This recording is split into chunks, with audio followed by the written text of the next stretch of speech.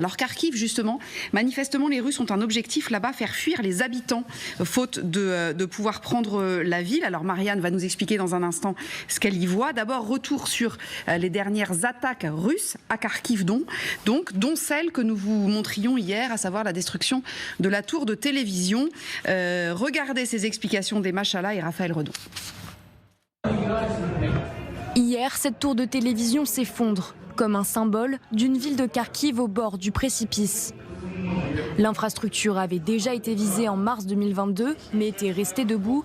2 ans plus tard, elle n'a pas résisté aux attaques russes. Juste avant le début de la conversation avec le président Biden, les terroristes russes ont à nouveau frappé à Kharkiv, sur la tour de télévision. Il s'agit manifestement d'une intimidation visant à rendre la terreur perceptible à l'ensemble de la ville et à essayer de limiter Kharkiv en termes de communication et d'accès à l'information. Des travaux sont en cours pour rétablir le signal. Viser Kharkiv, ancienne capitale avant Kiev, est désormais une habitude de Moscou. Régulièrement, les infrastructures énergétiques sont détruites, plongeant la ville dans le noir et la terreur. Toute la semaine, la ville de Kharkiv a été bombardée. Notre ennemi est en train de détruire notre système énergétique, si bien que la tension est grande dans la ville. La question, c'est pourquoi Moscou vise particulièrement Kharkiv et de quelle manière. L'Institut pour l'étude de la guerre, référence en la matière, propose dans un rapport de ce lundi une réponse. L'objectif de Vladimir Poutine est de démilitariser Kharkiv, jusqu'à en faire un no man's land. Comprenez ici que la Russie veut faire de Kharkiv une zone tampon, où aucun combat n'aurait lieu, simplement un moyen pour Moscou de repousser les civils et les forces ukrainiennes. Volonté confirmée il y a quelques jours par le ministre russe des Affaires étrangères. À un moment donné, et Poutine l'a dit très clairement en répondant à la question, voici comment sécuriser nos territoires. Il a répondu que nous devions nous éloigner. Nous devons reculer la ligne à partir de laquelle ils peuvent nous frapper. Je crois savoir que Kharkiv ne joue pas le dernier rôle ici. Pour la Russie, il sera compliqué de s'emparer de Kharkiv car les Ukrainiens semblent mieux armés dans la zone, surtout avec la nouvelle aide américaine. Alors l'objectif de Moscou est de rendre la région inhabitable, d'abord avec des bombardements, mais aussi à l'aide d'une campagne de désinformation pour démoraliser la population. Il y a par exemple ces vidéos d'agents immobiliers diffusées sur les réseaux sociaux qui évoquent l'écroulement des prix des logements comme si tout le monde partait. Les habitants n'arrivent pas à accepter que la baisse des prix de leurs appartements soit si forte. Quand je suis venue il y a 1 an, ça avait baissé de 2%. Aujourd'hui, ça a baissé de 30%. Bien loin de la réalité, selon les données ukrainiennes, qui parlent d'une baisse de 2 à 7%. Une campagne aussi sur Telegram, très utilisée en Ukraine, où des éditorialistes russes affirment que Kharkiv connaît un exode massif. Pourtant, impossible à prouver. Alors, on va voir avec Marianne dans une seconde si effectivement elle voit, elle, un exode massif à Kharkiv, puisqu'elle y est depuis quasiment 15 jours maintenant. Juste une question pour être sûr d'avoir bien compris, Général. L'idée, en fait, des Russes, si on comprend bien, c'est de faire en sorte que Kharkiv donc, soit inhabitable, c'est-à-dire de tout casser, en gros. Pas pour prendre Kharkiv, mais pour éviter que des tirs puissent être, que des armes puissent être positionnées à Kharkiv pour aller tirer en territoire russe, c'est ça ? Ça vous semble un peu tiré par les cheveux ? Il y a plus de choses, c'est plus compliqué que ça. Il y a 3 aspects, un aspect tactique, un aspect opératif et puis un aspect stratégique. Tactiquement, vider la ville, no man's land, mais aussi le fait que si vous avez moins de civils, alors ceux qui restent ne sont que des combattants et quand vous voulez lancer une opération, et bien finalement tous ceux qui restent, c'est des ennemis et il n'y a pas de victimes collatérales. Donc il y a cet aspect-là aussi. Ils s'en fichent les Russes, non ? Ils ont déjà attaqué beaucoup les populations civiles. Sur une grosse ville, très honnêtement, c'est quand même gênant. Et donc quand vous êtes obligé de progresser, se dire que tout ce qui apparaît dans le champ du viseur est forcément ennemi, c'est quand même plus simple. Malgré tout, il y a quand même cette raison tactique-là pour identifier les ennemis. si jamais il y a une offensive sur Kharkiv. Deuxième sujet, y aura-t-il une offensive sur Kharkiv? Les Ukrainiens nous disent depuis 3 mois, attention, les Russes sont en train de préparer quelque chose, etc. Les Russes, ça les arrange aussi, ne serait-ce que pour éviter les incursions à Belgorod, mais aussi et surtout pour forcer les Ukrainiens à mettre des réserves du côté de Kharkiv. Oui, c'est ça. Et donc, de dégarnir les autres points du front où ça se passe pas très bien, mais j'imagine qu'on va y revenir, que ce soit du côté de Bakhmout ou du côté d'Avdivka. Troisième sujet qui, là, après le tactique et l'opératif, on est au stratégique, il s'agit de changer de voyelle et de faire que Kharkiv redevienne le Kharkov russe. Ouais, c'est ça le sujet.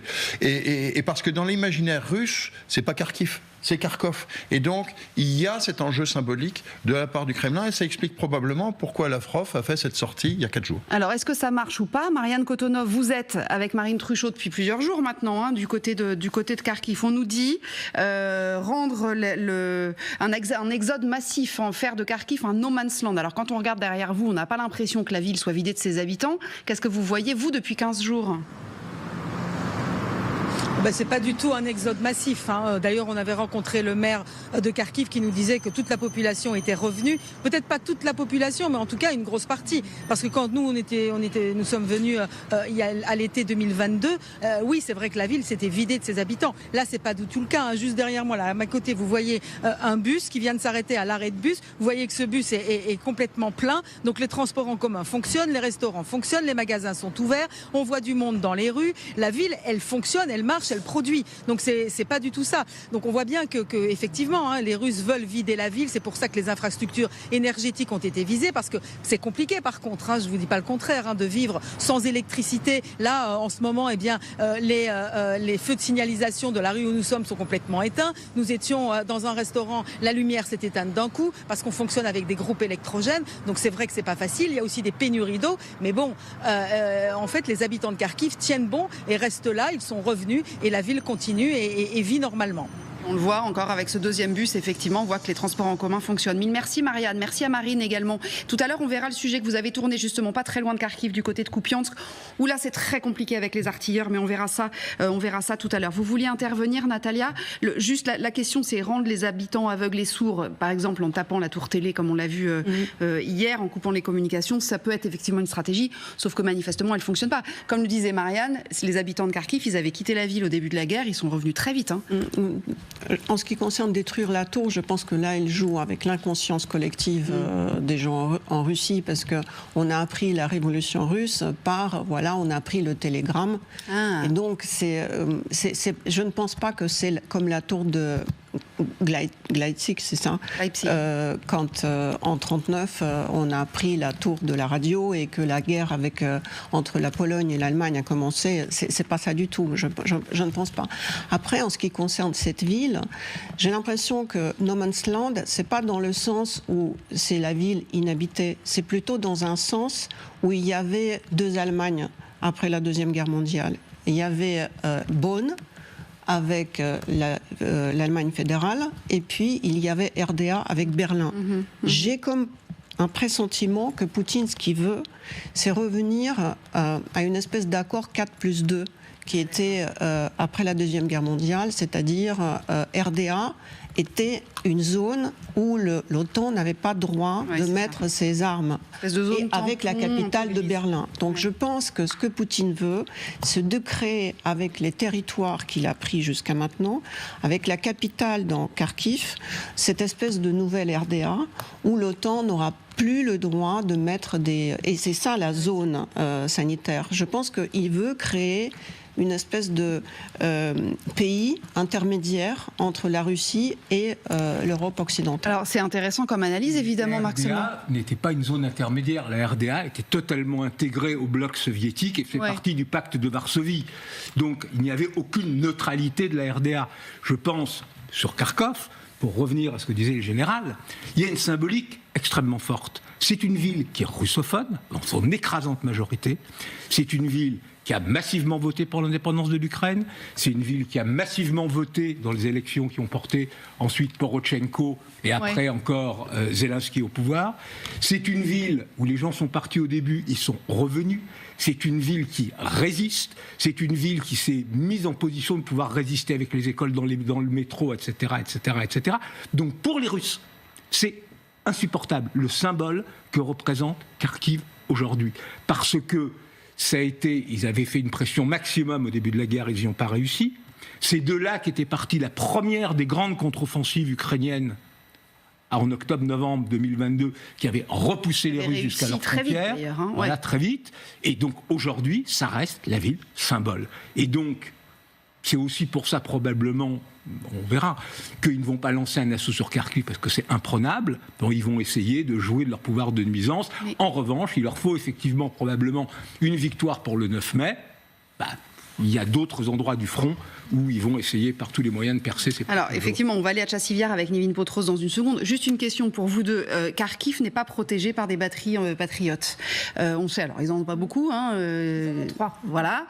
Donc, ils ont protégé Kiev, ils ont protégé Odessa, me semble-t-il. Et enfin, on ne sait pas trop exactement. Pourquoi ? Cette ville est quand même, a priori, quand même l'une des villes majeures d'Ukraine, puisque c'est la deuxième ville d'Ukraine, qui devrait être protégée en priorité quand même. Est-ce que ça vous semble curieux qu'elle ne soit pas protégée par une batterie antimissile ? Alors allez-y, on commence avec Magali et on poursuit avec Yuri. Déjà, vous savez que les Allemands ont promis une nouvelle batterie justement de patriotes. Ce pourrait être d'ailleurs pour protéger cette ville de Kharkiv. Le problème, c'est qu'en fait, ce sont des dilemmes aussi. Il faut savoir, si on en met une à Kharkiv, on la retire du front. Et on voit bien tous les problèmes que ça pose aux soldats qui n'ont déjà pas assez de munitions et qui manquent de protection aérienne.